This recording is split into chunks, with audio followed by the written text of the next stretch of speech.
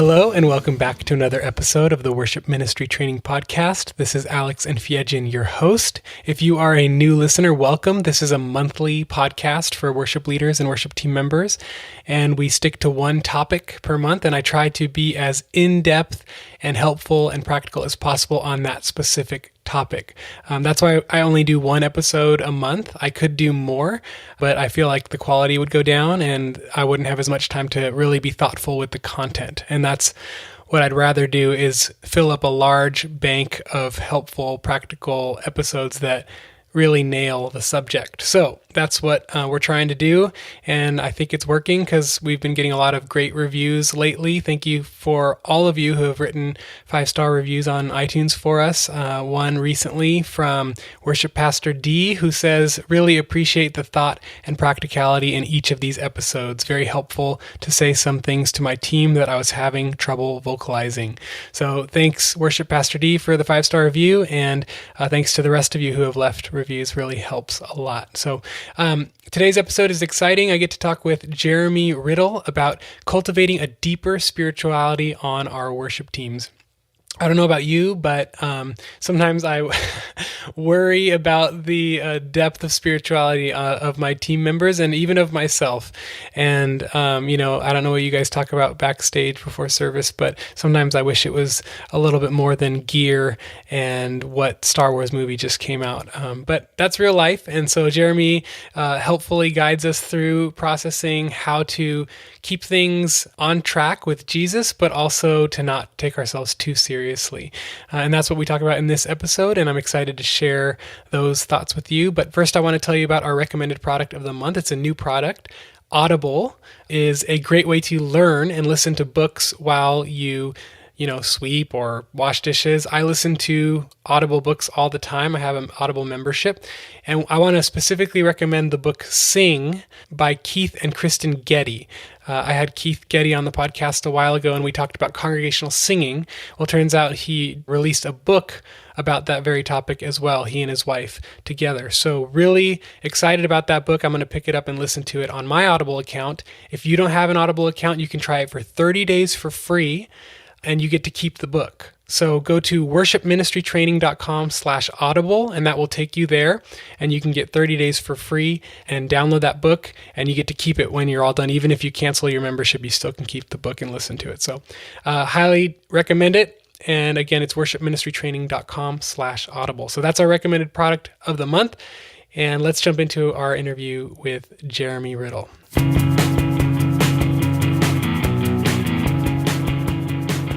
Hey everybody, I am here with the one and only Jeremy Riddle. Jeremy, it is an honor to have you on the podcast. So good to be here. Thanks, man. Yeah, thank you. Hey, we talk a lot about on this podcast, musical excellence and administrative excellence and really running a tight ship and a good worship ministry. But something that I really want to grow in myself and just grow in my team is cultivating a deeper spirituality within my worship team. And I think that would be helpful for the worship leaders listening as well, just to really make Jesus the center of our worship teams. And that sounds so dumb, but I feel like we could all grow in that. And I feel like you have a lot to say about that topic because, at least from an outside perspective, like, worship is a way of life at Bethel, and everyone on your team seems like so passionate about Jesus and really has this deep, vibrant faith and are genuinely hungry for more of his presence. So I want to pick your brain about that. Tell us, like, what are some of the contributing factors that, like, you guys have had in place, to cause this hunger for God on your worship teams? Oh, that's really good. I think first and foremost, just speaking to basic leadership principles, whatever you want to attract is something you have to cultivate, first. In yourself. So if you want, and I think one of the things that Bethel has done is created a community and a culture that attracts the thing that it's hungry for, and I think there is leadership there. Sometimes I think the most powerful thing we can do to not only build something in our teams, but to attract the kind of team members that we want to build with, is simply to cultivate that first within our own hearts. And again, there's all the generic things, when it comes to leadership. You can't take people where you haven't, you haven't been, and all of that. But you definitely can inspire people in a way that you have not been inspired personally.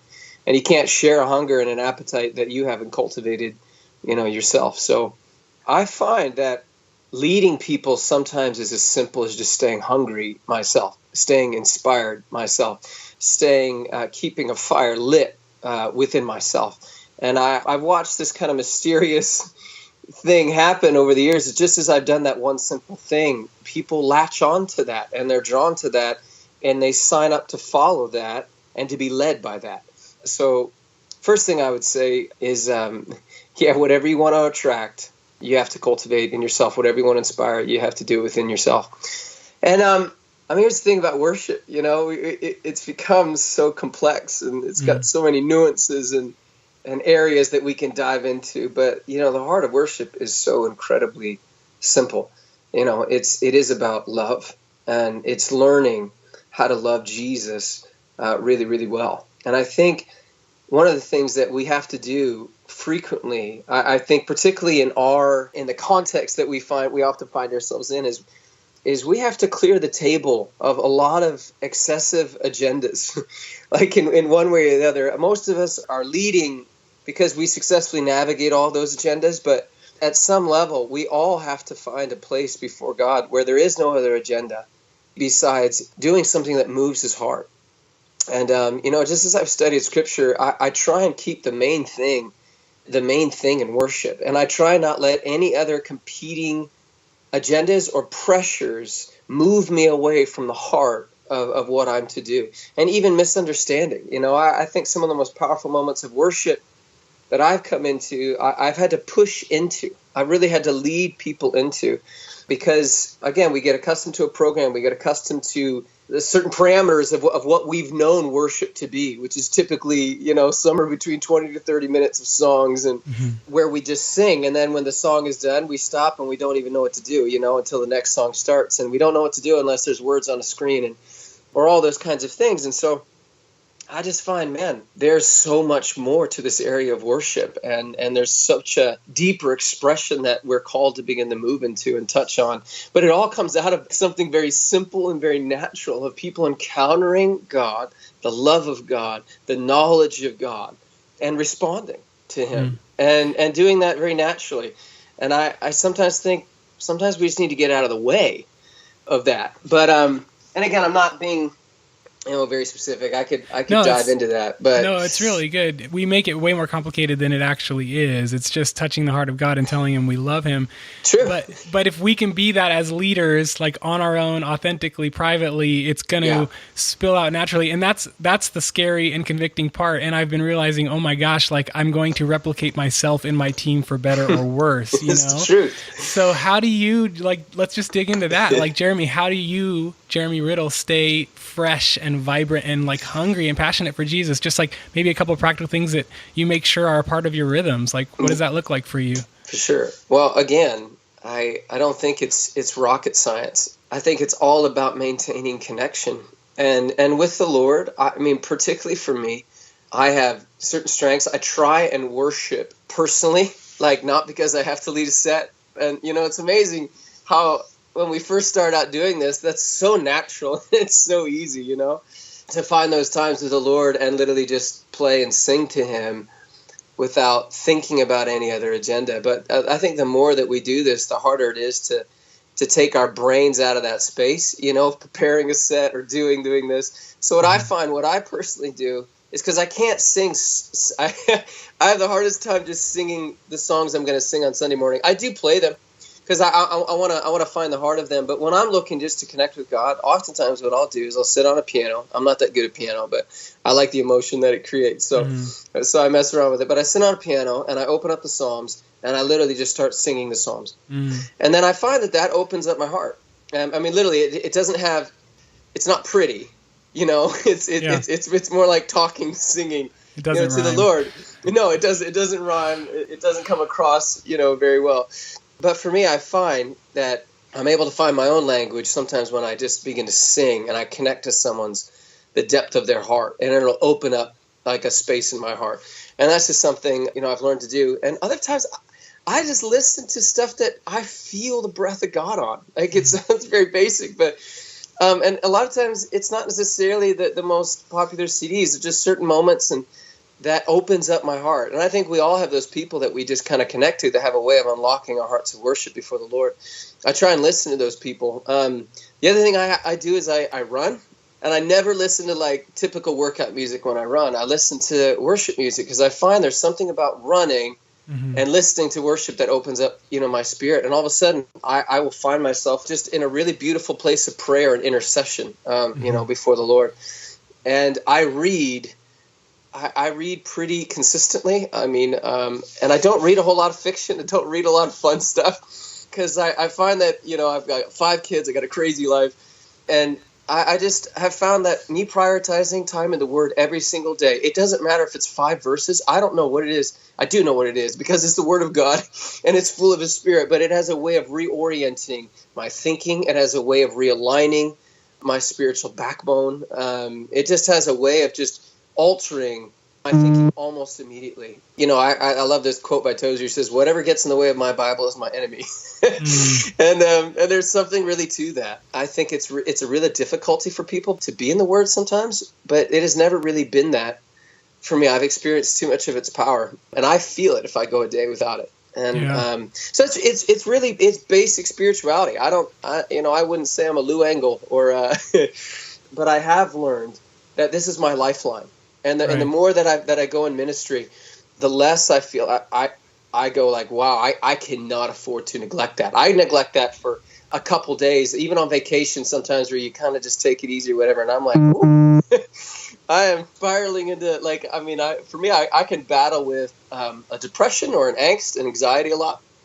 That's something I have to navigate on a pretty consistent basis. And particularly when I'm trying to rest, it's like the opposite thing happens. And I find that stuff, holy smokes, it just reorients me. So I think consistency and quality is worth everything when it comes to any kind of relational activity. So that's me. No, that's really good, and it's helpful, and it isn't hard, but it's just the habits and really being consistent about it. And so then let's say you get all full and you go back and you go to lead your team and you guys are backstage, and are you intentional about making sure the conversation is staying somewhat spiritual, or like, because I've observed in my own teams, or like I know my friends' churches, they have the same problem, or even backstage at conferences, like people are like showing YouTube videos and laughing and they're scrolling through Instagram and it's like that's normal life stuff and it's mundane and we can't be all like super OCD about it. But exactly. But I just wonder, because then we flip a switch on and we go stand on stage and we get super spiritual. It's like, is that something that you guys wrestle with at Bethel, or is that like, talk about that a little bit? How do you lead your teams in that? I mean, of course, it's always a wrestle. And yes, I definitely like to rally at some point, and whether that's just reading a verse or sharing, I do carry a responsibility. Like, I don't ever want to show up to lead and not have a sense of what the Lord wants to do, and I always want to bring my team first and foremost into that sense of what I feel like the Lord wants to do. And it could just be an impression. It could be a song. It just could be an idea, or it could just a little thing that I feel like the Lord is teaching me. But I always try and share that because it has a uniting force. And then we always try and have a time of prayer where we go after some stuff. And you know what? I know this is maybe different for some churches, but we have like 3 or 4 intercessors that consistently come, and they literally feel like it's their job to pray, particularly for the worship leaders and the worshipers as they minister. And I know that sounds hyper spiritual, but I tell you what, they're so powerful. And I've started to invite them into our prayer times and just have them pray over us and share with us what they've been feeling. Because when people like take up the call of intercession and they own that lifestyle, they're tapping into things that are really, really powerful. And I treasure the variety of gifts that people have in the body of Christ and what they bring to the table. And that's just one thing that we've started to do. I've had them start to share what their impressions are or that kind of thing, and just kind of pulling them into the team.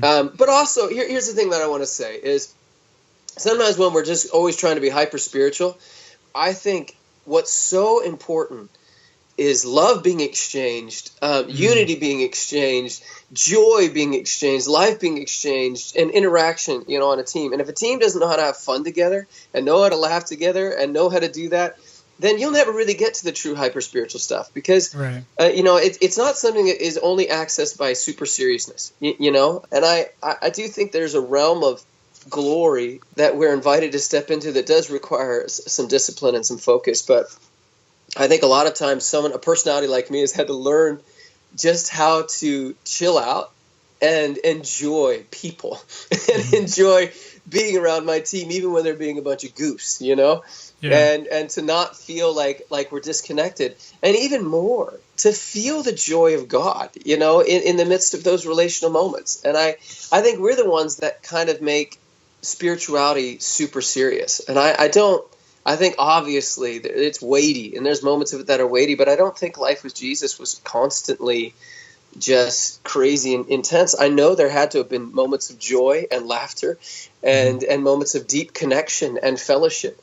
And so I've learned to prize that. And I often find that the more connected my team feels to each other, the better they begin to flow together.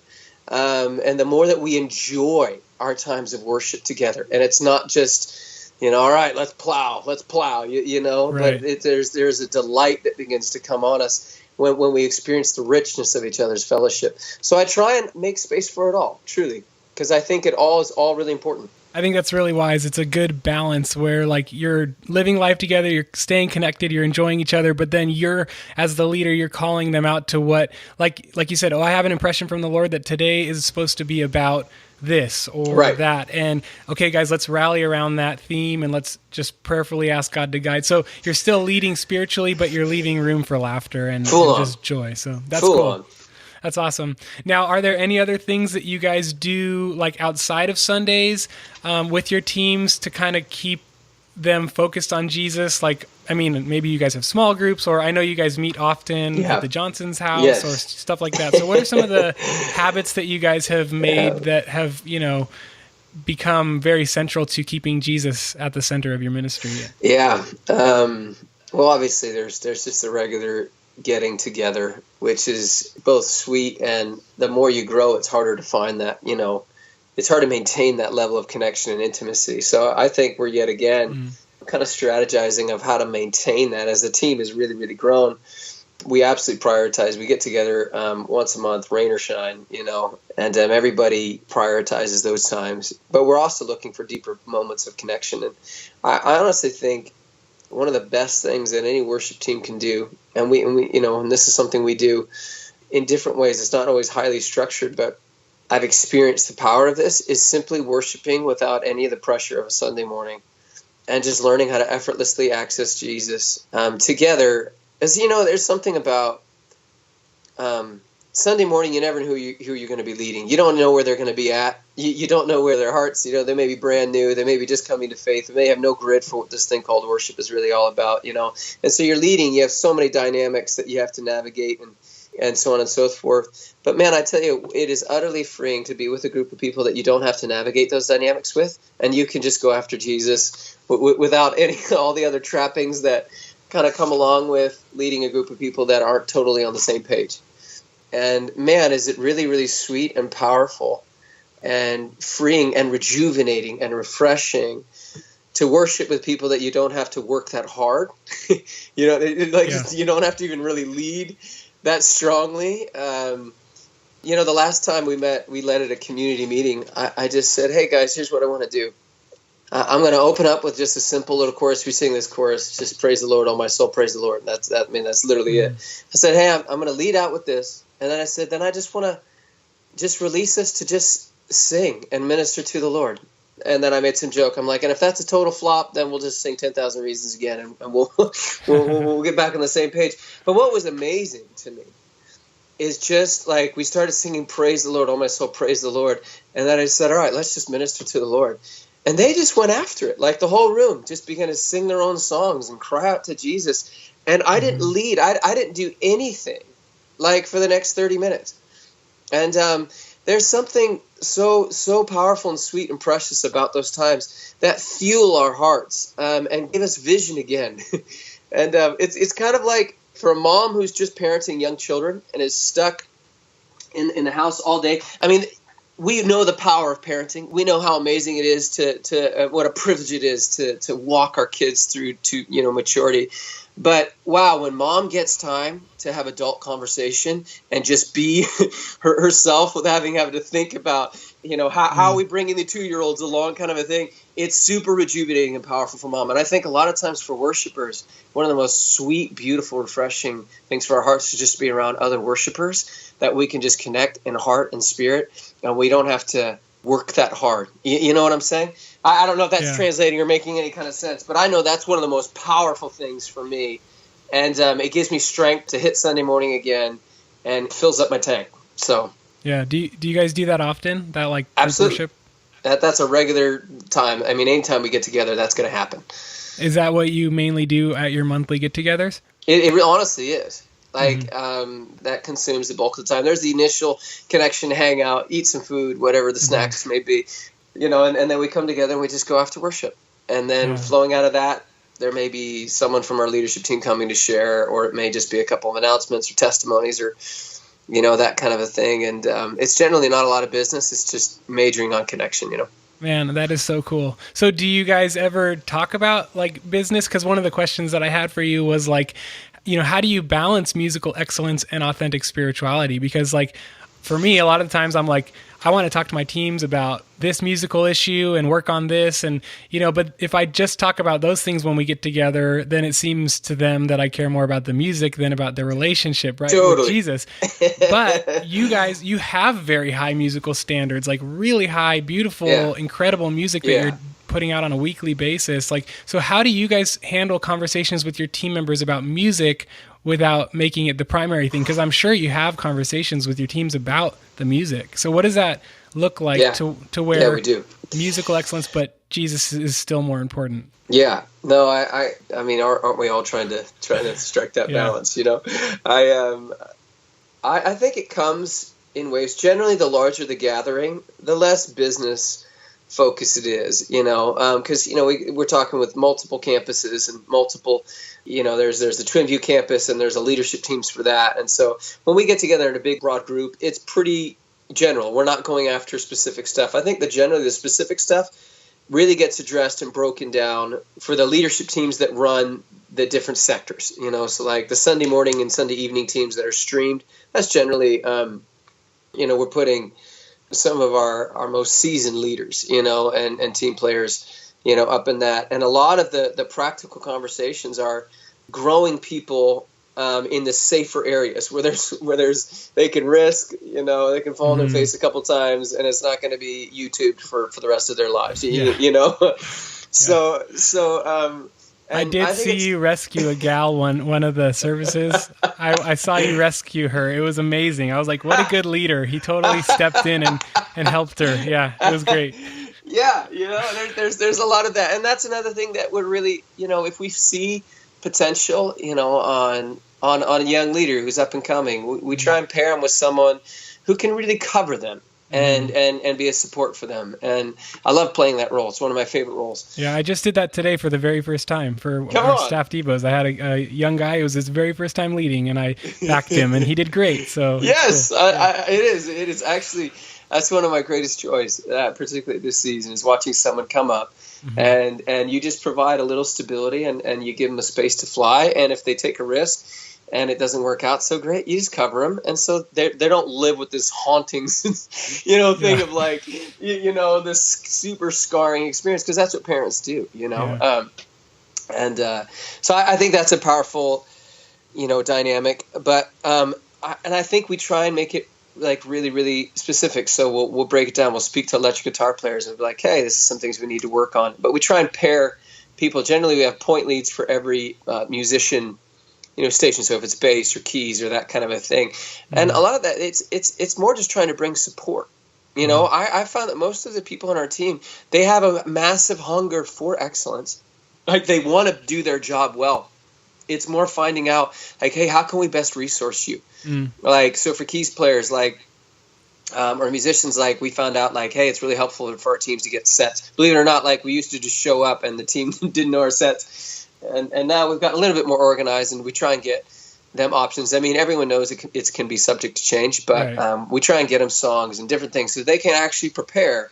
Because if they're equipped and they're given a shot to be excellent, then most of the times, I mean, they knock it out of the park. Mm-hmm. And if there's a consistent laziness on a player's team or consistent tardiness, I mean, we don't give big speeches to everybody about that. We try and specifically address the problems with the people who are violating some of the rules and standards. And so again, I think every team has to do it differently. Every one of our services and groups of people have their point leader who are at the services and who come back and give feedback to the teams and encourage this or that. So it's more like directly speaking into the moments, particularly when the teams are leading. So it's usually a quick backstage rally of like, hey, you guys did this is awesome. And most of the time it majors on encouragement.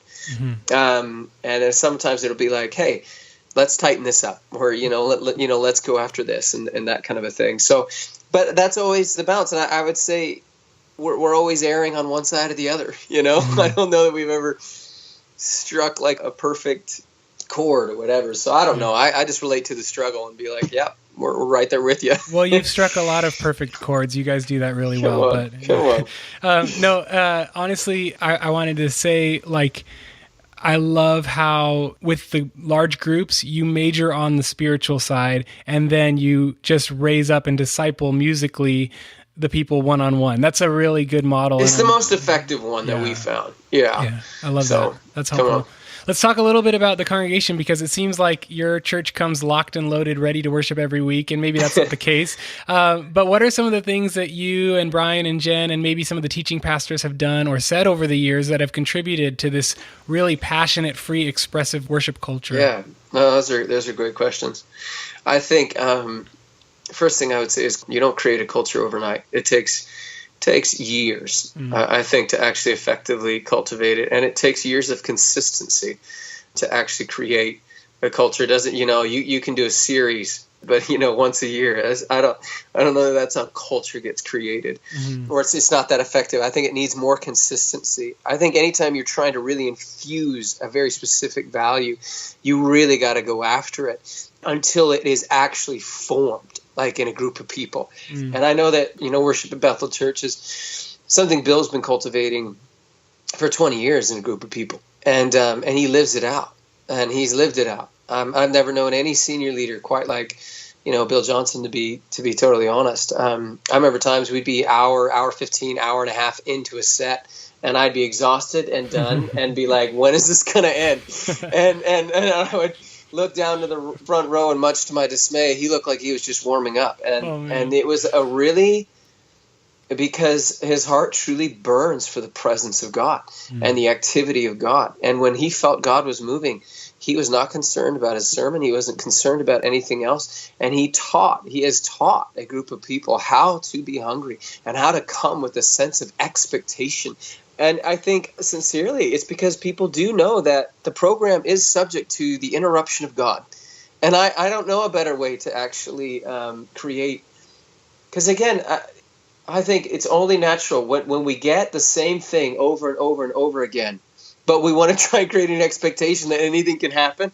I just don't think it works. Either you have to press in and learn how to partner with some of with those things that God is doing in a moment. And I do think everyone at Bethel, I think one of the biggest things is people do come hungry with an expectation, because you never really know what you're going to get, because there's a way that we've learned to flow, and we have multiple services that are stacked back to back, and we've had to learn to have flex, but also have, a lot more organization than we've typically been used to. But still, the assignment. Well, let me just get practical. There's two main things that happen. There's someone that opens worship. I've never had someone. I used to just be the guy who opened worship, and I used to be like, "Good morning, church family," kind of a thing, and let's worship today. But it's been really fun to watch a pastor who's skilled at, reading a psalm and awakening people's hearts to respond to God. I've watched Bill do that so skillfully, just getting people into a place where they're like, wow, isn't God so good? I don't know. It's been so key. And the other thing that he does is he has people just You ever watch something so simple, but someone do it so skillfully? It's like no one appreciates the offering until you have to do the offering, or no one appreciates announcements until you have to do announcements. And then you realize, like, oh, wow, that person was doing it so skillfully. Yeah. And I've watched someone even just lead people in greeting each other. And that creates such a warmth in the room, to the point where, like, when we go to worship, I don't know, there's just a connection for people to each other that enables us to go before the throne so much more quickly and so much more easily than a room that's stiff and awkward and just waking up, you know? Yeah. I mean, there's so many things that go into a culture of worship. Like, it is so nuanced. But I will say this. I've never seen a really beautiful culture of worship created without the whole team, senior pastors, senior leadership, everybody go like, this is something we want to see formed in a group of people, and we're going to teach into it, we're going to hit on it, and we are going to make it a priority week in and week out. Like, if it's just something that a worship leader carries, and it's not necessarily something that's reflected in a senior leadership team, I honestly, if stuff flows from the top down. And I think one of the most powerful things is a senior leader that gets the value of worship and has it in their heart to see a worshiping people. I really think that's one of the most powerful tools. A united front between worship teams and senior leadership will always be a thing that brings that wall down and really solidifies the value. Wow. Yeah. Wow. Good leadership, time, and intentionality. I love it. Huge. So I want to transition now. I feel like it's a good transition, actually, because we're talking about wanting more of God in our worship teams, wanting more of God in our congregations, and now I want to talk about More, your new album. So, what excites you about this album, Jeremy? Like, what are you stoked about? You know, I guess that's pretty simple. I'm stoked that I did it. Number one. You know, sincerely, like, after you've been dormant, or you've kind of left that kind of artist side of you dormant. I mean, it went dormant for probably about 7 years, and I took such great joy in helping other people's songs and helping a worship movement, really. I think that's what I've really given myself to the past, 7 years is really just kind of coming alongside where Bethel is doing what Bethel is majoring on, and helping some of their songs take place, and working with up-and-coming worship leaders and working on compilation worship records. So I haven't really had to dig deep into, what it's like to write a record. And in some ways, the burden of that, I was so happy to take it off me. And then I hit a season where I'm like, no, I have this in my heart to do, except, it was kind of filled with a lot of like, wow, what's this going to look like? Do I still have it in me? And just a lot of questions and a lot of, I had to wrestle with a lot of doubt, to be totally honest. And I persevered. And this was honestly a record that's birthed out of perseverance and going, okay, for better, for worse, whatever, I'm going to risk, and I'm going to take a swing at this again. And so on the other side of that journey, I'm so glad that I persevered. I'm so glad that I waded through. I made it to the other side because there was such reward in that alone. Before the record did anything or got out, or I found such a deep sense of satisfaction in just the creative process and finding my heart again in it and listening to it and being moved by it and being like, well, that was true. That was true to me and my heart, and it was true to the season, and we got it to the finish line. And so that was happy. That's probably the biggest joy that I have. Yeah.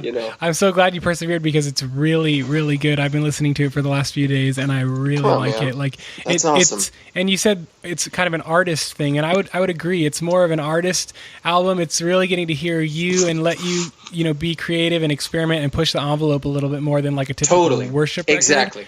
And I love how it stylistically blurs the genres between like rock and indie and pop, as well as worship. It kind of reminds me of Chris Kilala's album. It's kind of that blending of genres. So yes. What are like maybe 2 songs from the album that the worship leaders listening could consider introducing to their churches? I mean, everybody has different capacity. I would say All Hail King Jesus is one of the most... I've seen it, I've led it, I've seen it done in worship. And the song started with just that chorus. And it was the time I was running Bethel's young adult ministry. I did that for about 2 years. And one of my favorite things that came out of that was this chorus. And this young guy named Peter Mattis, and he would just start to sing, "Oh, hail King Jesus," and there was nothing else to the chorus, but he would just sing that over and over and over again, and the room would begin to sing it, and it would just had such tremendous power. And I've just thought about that statement and the power and the weight of that statement. It's just stuck with me, and so we labored to bring that song to fruition, and I've led it. I felt the power of it.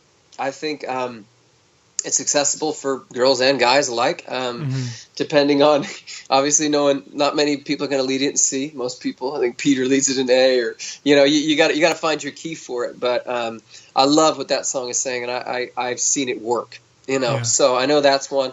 I think Holy Ground has the ability to work as well, and again, depending on what connects with people. I think Love on Fire, if it's a youth service, has the chance to, work. And but I would say probably Holy Ground and All Hail are probably the two ones that I see myself leading most. I think. So that's awesome. Awesome. Well, I want to be respectful of your time, Jeremy. Do you have any final words for our listeners about cultivating just a worship culture in their teams and in their churches? Keep the main thing. Like, keep your heart of love vibrant. Our job, first and foremost, is to love Jesus well and to lead people to love Jesus really, really well. Not to kill the worship leader game, not to nail coolness or all these other things. But our job is, at the end of our life, is to leave a legacy of loving Jesus well in life, in song, in word, in action, and in deed, and to keep that the main thing above all the other things. That's awesome. Jeremy, thank you for your time. Thank you so much. God bless you. You too, my friend.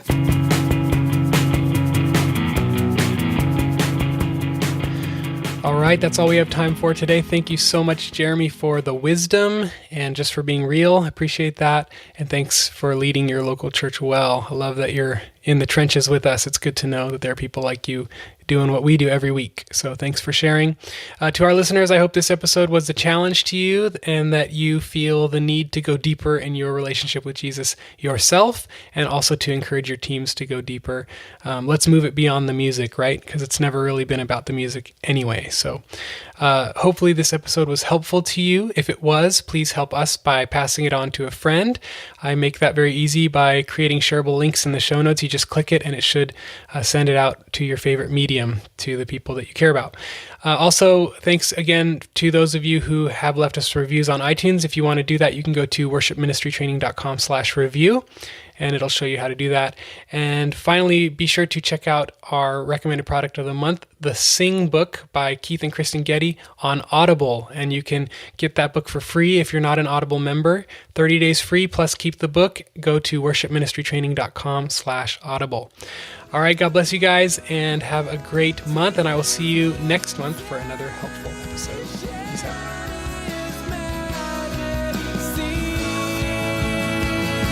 So won't you carry me?